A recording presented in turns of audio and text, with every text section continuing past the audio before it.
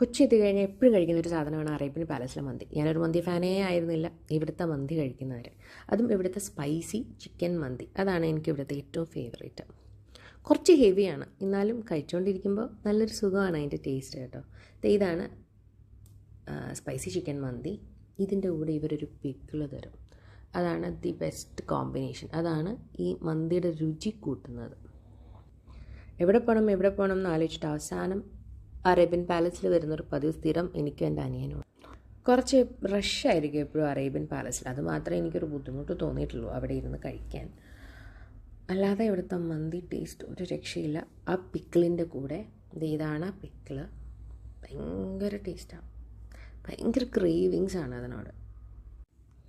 കഴിച്ചിട്ടില്ലാത്തവർ കഴിച്ച് നോക്കുക, കഴിച്ചിട്ടുള്ളവർ ഇനിയും കഴിക്കുക.